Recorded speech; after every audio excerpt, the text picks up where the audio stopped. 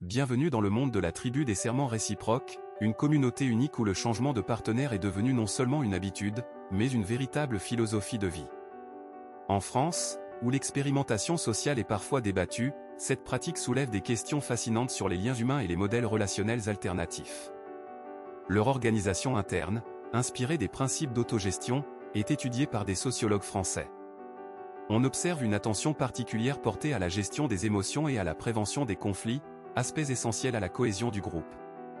La tribu de l'alternative, comme il s'auto-désigne, fonde sa vie sur les principes d'égalité et de coopération.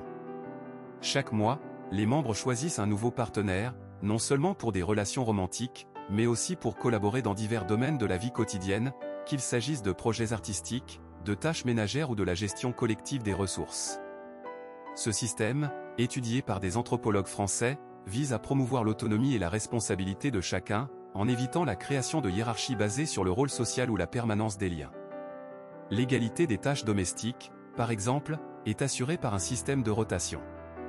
L'une des raisons principales de cette pratique est le désir d'éviter les dépendances et les déséquilibres émotionnels souvent associés aux relations traditionnelles, un point important dans le contexte français où la question des relations de pouvoir dans les couples est souvent débattue.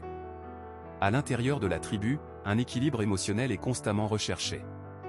Ce principe est appliqué grâce à des méthodes de communication non violentes, régulièrement enseignées aux membres.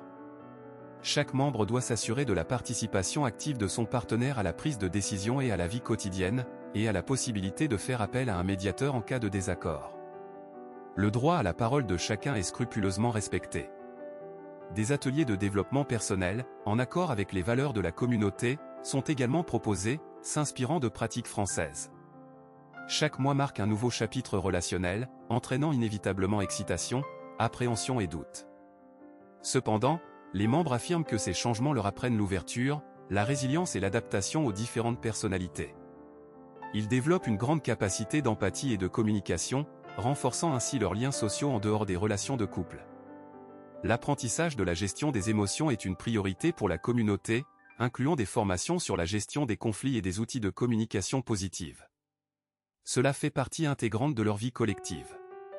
Les liens émotionnels au sein de la tribu